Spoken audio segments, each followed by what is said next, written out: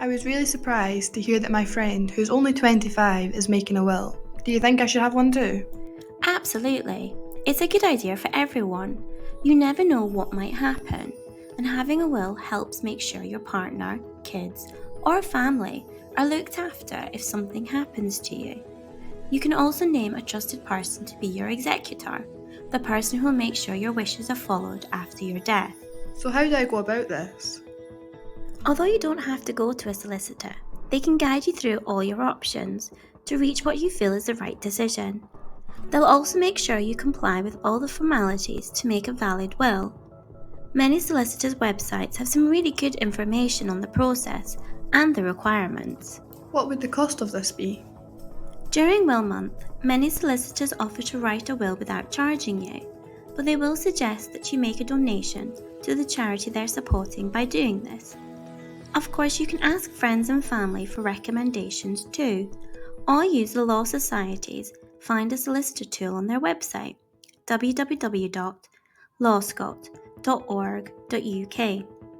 Many solicitors charge a flat fee for discussions, drafting, and finalising a will, but you should always ask for a quotation and check that the fee covers everything that you want them to do.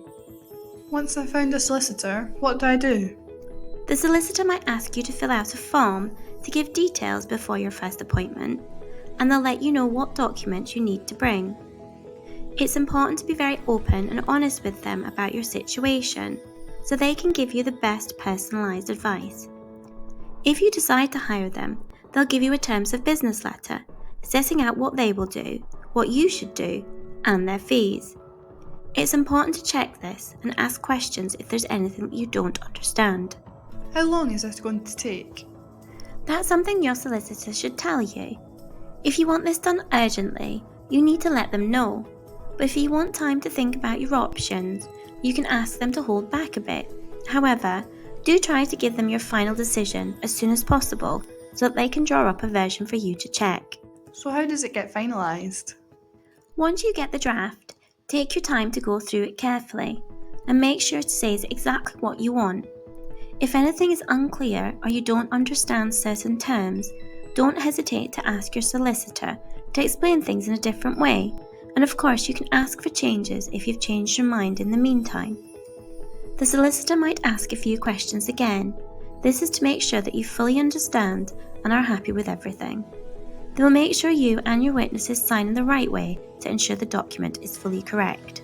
Did you say I can change something after I put it down? Absolutely. As long as you are mentally fit, you can change your will at any time. And in fact, it's a good idea to do so when your situation changes. A new will usually cancels any earlier ones, but it's also possible to make some minor changes in extra paragraphs, and a solicitor can guide you as to what your best option is here too. Is there anything else I should know?